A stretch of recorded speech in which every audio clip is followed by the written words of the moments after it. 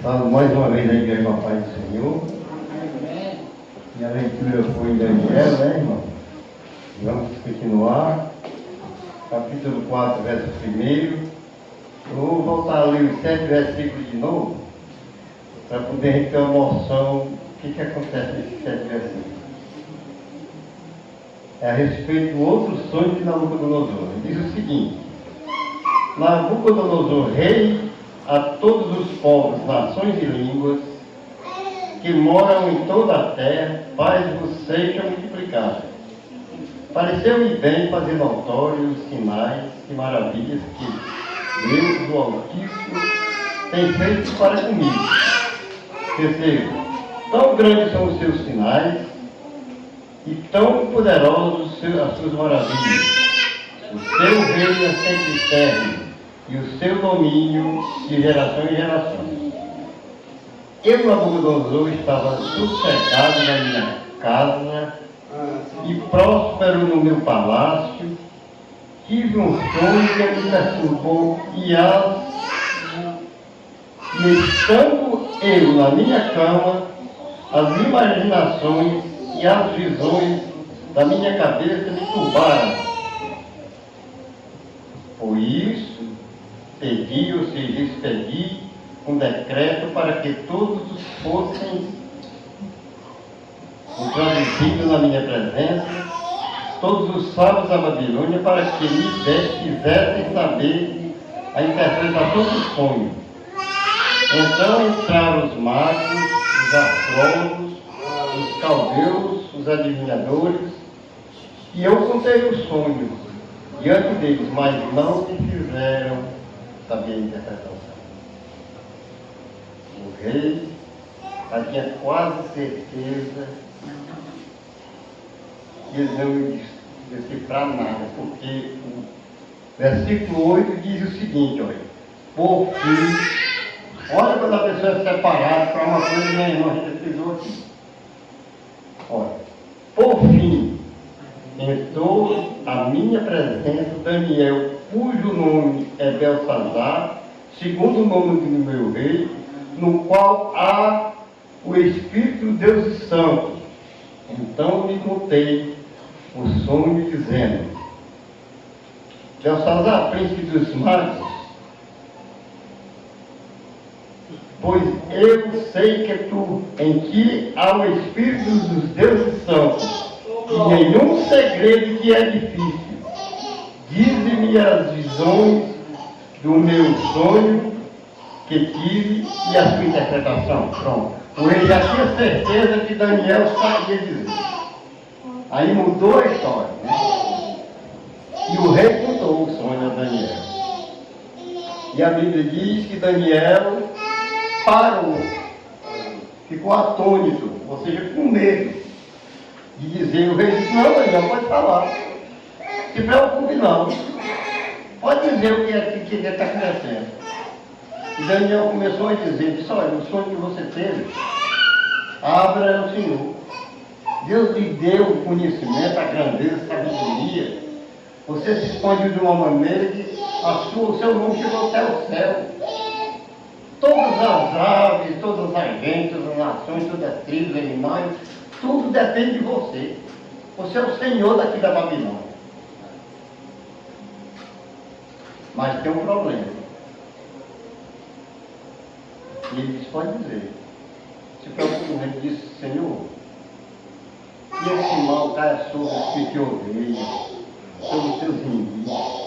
Ele foi generoso com o rei, né? Porque aí contou o que ia acontecer. E lá no versículo 27, a Bíblia diz que Daniel disse: olha, eu te dou um conselho. Então, se eu confio tanto em mim, eu te dou um conselho. Deixa o teu pecado, as tuas transgressões, chega-se a Deus, faz o que é reto, faz misericórdia, usa de misericórdia para com o povo, que pode ser que Deus acrescente os dias. Né? Para você ver a sabedoria do homem de Deus, a diferença. Interpretou de uma maneira que o rei não ficou bravo com ele, ainda deu conselho. Mas a Bíblia diz que passou poucos dias, um mês, uns 12 meses. Aí o rei passeando sobre o palácio, aí lá vem a destruição. Ele olhou e disse: essa é a grande Babilônia que eu construí com a força do meu poder, para a minha glória, para a minha honra. E lá vem a soberba, né, irmão? Lá vem a soberba. Aí o castigo vem. E a Bíblia diz que aconteceu que Daniel tinha dito. Ele foi feito que nem animal, foi molhado no orvalho, sofreu, passou por várias coisas, mas na interpretação, estou só resumindo, a Bíblia diz que Daniel disse: olha, o sonho tem isso, mas ainda diz que vai ficar o trono. Depois, quando tu reconhecer que Deus é quem domina tudo, aí você vai voltar ao seu, a estar ao que você era, você vai reinar de novo. E aconteceu, depois de sofrer tudo, ele passou a Senhor. Mas só, irmão, para você ver como a humanidade, ela é incompreensível.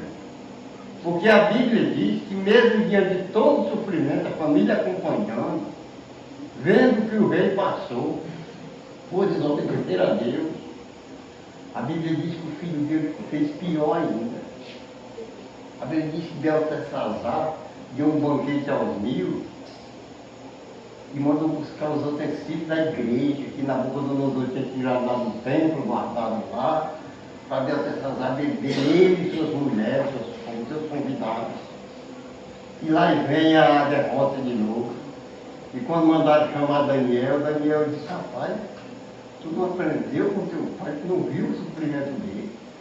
Como é que tu pega os utensílios da casa do Senhor e vem fazer uma coisa que não é lícita, beber, tu e tuas concubinas, teus convidados? O castigo vem. Você vai sofrer.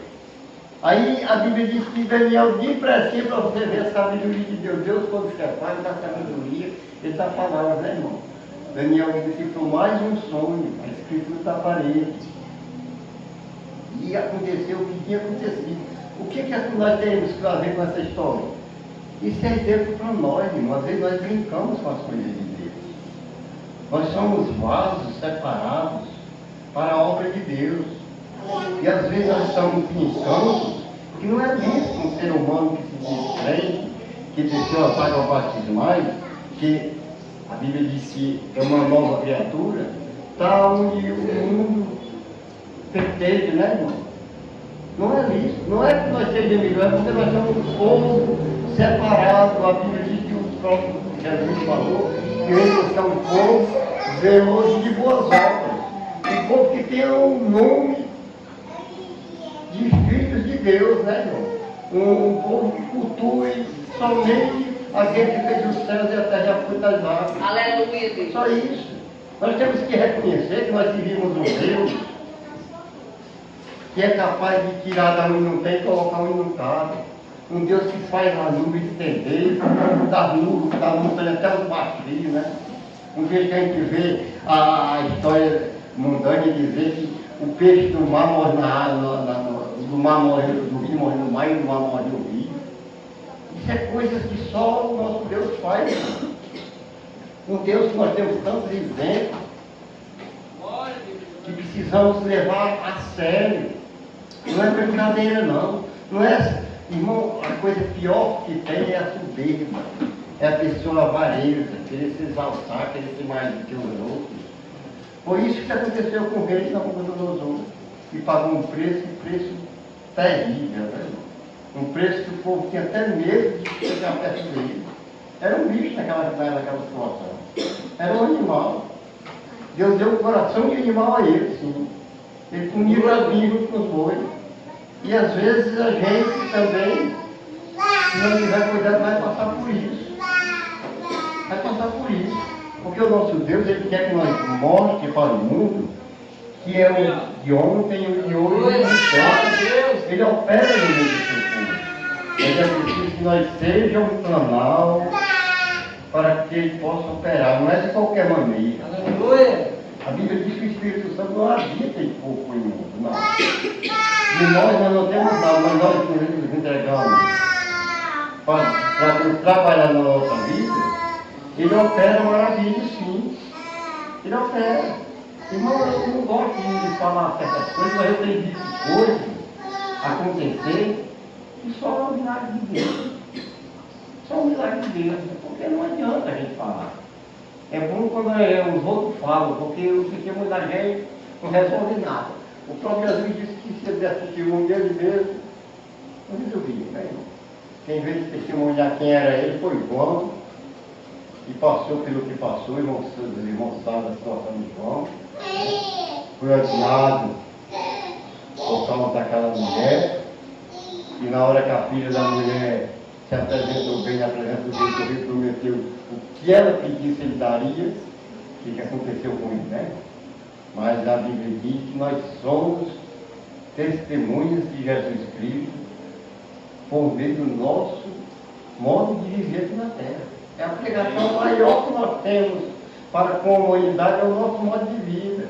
Como nós tratamos nossos irmãos, nossos filhos, como nós nos portamos, nos vestimos. É a nossa vida, nossa novidade de vida. Porque antes, se nós for parar para pensar, cada um de nós, que eu quero que aqui talvez ninguém nasceu em berço de santidade, de pessoas crentes. Cada um de nós for refletir como era a nossa vida e como nós estamos hoje. Deus já transformou muito. Aleluia, muito. E é de degrau em degrau, o processo não é de santidade, é de santificação. É de degrau em degrau que nós vamos chegando, que nem Enoque, mais perto de Deus, até que um dia nos leve, né? Porque a palavra de Deus diz que nós vamos com Cristo, ressuscitaremos com Ele. Mas se Ele vier antes de acontecer isso, num abrir e piscar de olhos, seremos transformados, esse corpo mortal no imortal, esse corpo que é sujeito a qualquer deslize, num corpo santo, seguro, perfeito, porque o próprio Deus tem poder para fazer isso. Porque a palavra de Deus diz que Ele é por nós, quem será contra nós? Ninguém. Nós estamos com o manual daquele que tudo pode. O apóstolo Paulo disse o seguinte: eu tudo posso naquele que me fortalece. É isso que nós temos que ter na nossa mente. Não é que nem Nabucodonosor achou que tudo podia pela força do seu poder, mas nós, se fizermos alguma coisa, é para a honra e glória do nosso Deus. Aleluia!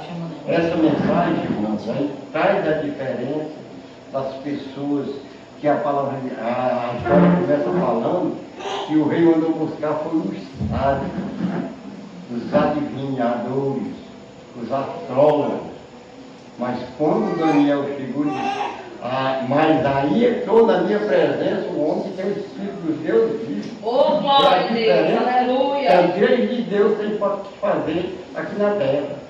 O mundo pode fazer o que quiser, mas nós, como pessoas de Deus, aonde nós passar, é preciso que o mundo veja ali é um servo do Senhor. Ali é uma pessoa de Deus. Glória a Deus! O mundo tem por obrigação de conhecer a diferença do povo de Deus. Porque nós somos ensinados a seguir um mandamento que é a coisa mais pesada que pode existir sobre a face da terra, aos olhos da humanidade. É amar o próximo como a nós mesmos. Mas é um mandamento de Deus, e se nós olharmos para os necessitados com amor, o mundo vê a diferença. Se nós olharmos para aqueles que nos odeiam com amor, o mundo vê a diferença. A palavra de Deus pede para nós, lá ao lado esquerdo, para aquele que nos ofende à direita. E aí está nos fazendo mal, vamos orar por ele, pedir a Deus que dê sabedoria a ele, para que ele entenda que nós somos irmãos, devemos todos chegar ao conhecimento da verdade para poder ganhar a vida eterna. Essa é a realidade. A palavra de Deus, a Bíblia diz que quando Jesus designou os apóstolos, ele não mandou fazer muita coisa não. Ele disse, olha, vocês vão anunciar as boas novas. boas novas. Agora vocês têm a solução do problema. Tem Jesus Cristo. Deixe os pecados, deixe de roubar, deixe de matar, deixe de adulterar, não cobice. E vocês vão ter perdão por meio do sangue que derramou lá na cruz. Oh, glória. É a nova aliança. É o que a igreja celebra. O sangue da nova e eterna aliança. Não era aquela aliança de bolinho, de boi, de carneiro, por forma de situação do ser humano, levava para sacrificar o animal, não. Morreu um ser humano, filho do Altíssimo, lá na cruz, para nós ser remidos pelo seu sangue, sendo crucificado, se lavar. O próprio Isaías diz, nós devemos lavar as nossas vestiduras no sangue do Cordeiro, né, irmão? Porque foi ele que pagou o preço. E ninguém vai ao céu a não ser por meio de Jesus Cristo. Ninguém. Tirando de Enoque, Elias, né? Moisés, e alguns dos profetas que ressuscitaram na vida de Jesus Cristo, na ressurreição de Jesus Cristo. Mas depois que Jesus ressuscitou, só vai ao céu quem crê no unigênito de Jesus Cristo. Essa é a realidade. É o que nós devemos pregar. Nós devemos pregar a solução, as boas novas. Mas às vezes nós só mostramos o que o rapaz fez, o que a senhora fez. Nós temos que mostrar que tem solução para o problema. Nós temos que mostrar que nós não temos problema, nós temos um grande Deus que soluciona todos os problemas da vida. Mas temos que ter consciência também que mesmo sabendo de tudo quanto nosso Deus é capaz de fazer por nós temos, às vezes, passar por momentos difíceis, por dificuldades. Porque o próprio Jesus disse aos discípulos, olha, vocês vão fazer tudo isso, mas no mundo, vocês vão ter aflições, perseguições, vocês vão passar por muitas coisas.